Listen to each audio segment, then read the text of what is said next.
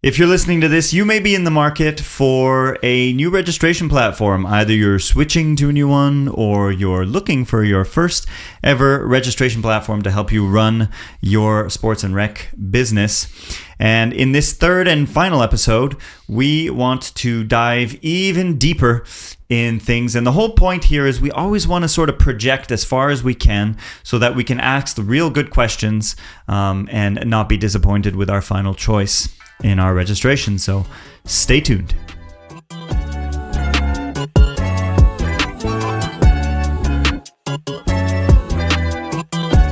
Welcome back, everybody. So I hope you have your notepads ready to go for another 5 pointers, things to think about for your sales calls when you are shopping for a new registration platform. I'm here with Ollie. How you doing, Ollie? Pretty good, Will. Amazing. And so let's just jump right on in. First thing we're going to talk about today is waivers. What do you want to talk to us about waivers? Yeah, I think waivers is one thing that when you kind of you go and shop for registration software, you're like, oh, you're signing up for camp. People are signing waivers, medical forms. Yeah, signing up for gymnastics, sign a waiver, right? So it's very standard. And you're like, oh, that's cool. You got, the waivers are included in the registration process. Makes sense. Now, once you start operating, you realize, oh, but I need to sign waivers for all the children coming to this birthday party, or for this, camp outing that we're doing, or for this free trial. But the free drop-in class, exactly. Yeah. But then a lot of those software will be like, well, you need to create an account. And it's a super long process just to sign a waiver. So again, it's something that you're not going to think about when you're shopping for a software, but these are small frustrations that will happen, down the line where you need to sign a waiver. So what do? You go back to paper forms. You go add a smart waiver app that you don't really need, just need it for certain contexts. Yeah. So how do we do that? Does your software have that? Does it have the ability to sign a waiver without creating an account? Like you would, again, in a software like Smart Waiver?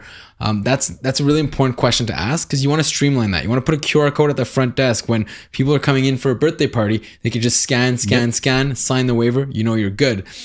And by making it easier, it's going to assure you that people sign it. If you have to wait in line and do it by paper, maybe somebody skips the line, just walks in. Of course. Or if you have to create an account, they forget. So you want to be able to make it so easy that people will sign it and you're covered in every way, but they don't have to create an account. They just fill out the waiver, sign it, and it's done.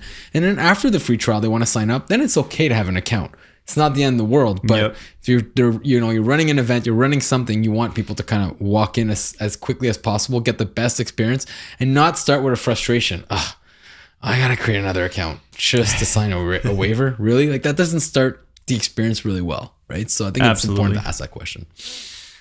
Absolutely. All right. The next topic is a really exciting one. And I think most people, when they're thinking about registration platform, are like, for those end of year concerts, you have like dance organizations, a whole bunch of different sports programs will have some sort of, performance event at the end of the season, or a competition, something like that. And then you're finding yourself having to do a ticketed event. Yeah. And so people are like, okay, we'll go to Eventbrite, la, la, la. But there's actually great advantage to being able to do that right in your registration software.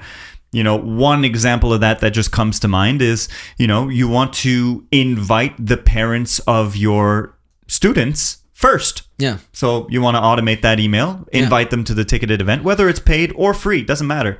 No. And you're tracking attendance for that event. So what are some other things we can I think think about? First two top of mind are another tool. You mentioned that, Eventbrite. Do I really have to learn another tool? Now your staff has, you want it in the same tool. And then when it comes to ticketing sales, whether it be Eventbrite or any other ticket sale software, a lot of times there's no monthly fees, but the ticket fee is extremely high. Sure, you can pass it on to clients, but you want a software, the registration software, usually the transaction fees are much lower than events.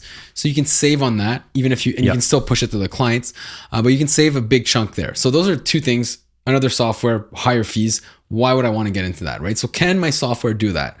Again, you don't want to have an account creation. You want grandma to be able to easily sign up and purchase a ticket without having to go through this whole gymnastics of creating an account. So that's important. And then also, when you buy a ticket, you want the features that you would find in Eventbrite. So you want a ticket I can purchase multiple tickets for my whole family. I get an individual ticket that I can scan at the front desk very easily, right? Maybe seat assignments. If you are in a place where you have different seats where people can pick and choose their seat, right? Different pricing for seniors and for kids than for adults, right? So being able to have all those things, asking those questions, and a lot of times people will be like, yeah, but it's one event a year. Yeah, but you know how much planning goes behind that event? Like, I don't have to tell you, it's months of planning. So why also learn another software? Why do it, cash at the front door when many people won't show up, or, just long lines at the front desk? Well, how can you streamline that event to make sure, the kids and the competition, they have the best experience possible, and the parents coming in can do it really easily. So I think it's really important to consider having it in your, as well as an option in your registration software. Absolutely. And that's also, the people coming into that event, that's a list that you're building. Yep. And so, maybe there's somebody who brought their friend who's going to come, and now you can tell their friend, hey, next session starts at this time. And there's a whole bunch of things you can do. Everything just kind of chains, right? When it's all integrated into one place.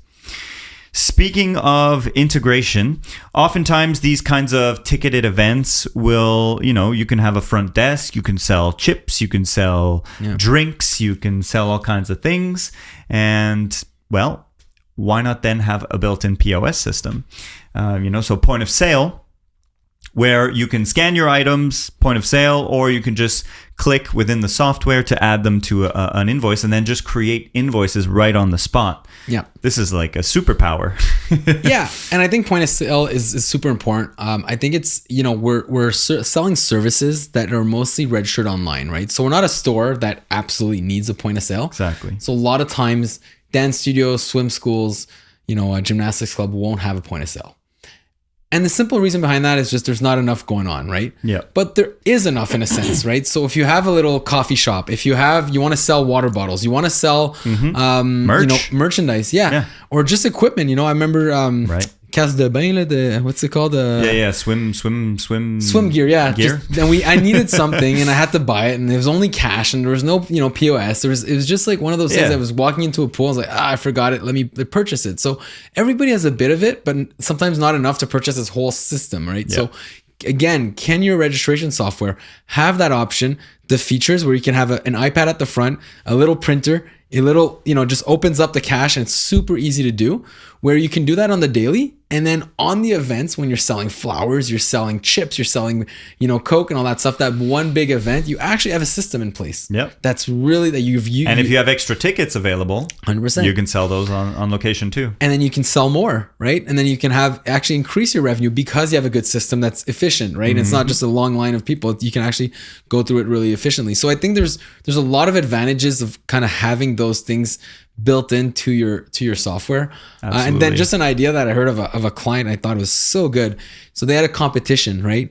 They were selling tickets for the competition. So we had sold them the software, and then they were like, well, you know what?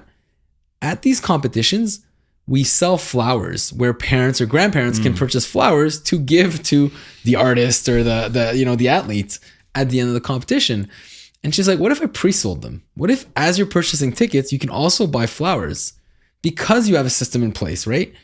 And what they found out is they were able to collect the money up front. So it was nice to have the money to purchase the flowers instead of just, fronting that money. Shot in the dark.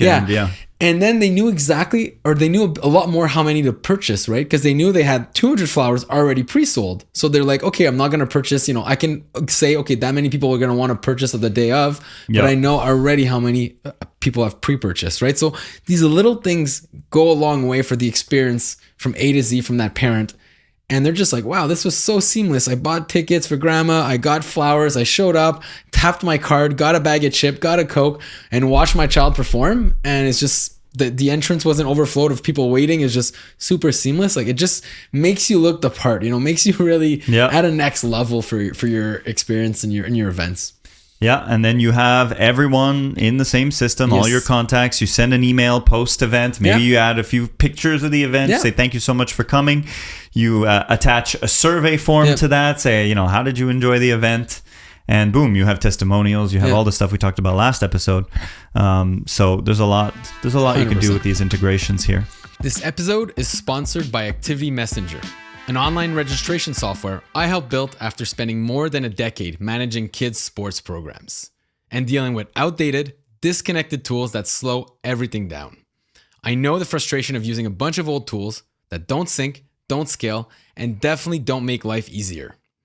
Activity Messenger is built to fix that. Our goal is to be your all-in-one operating system, modern, mobile first, and to simplify your entire workflow. Want to check it out? Visit activitymessenger.com to book your free demo. Now, let's get back to the show. All right. And so we're going to sort of go into a topic that I absolutely cannot segue into, and that's gift certificates. So yeah, having really flexible gift certificates.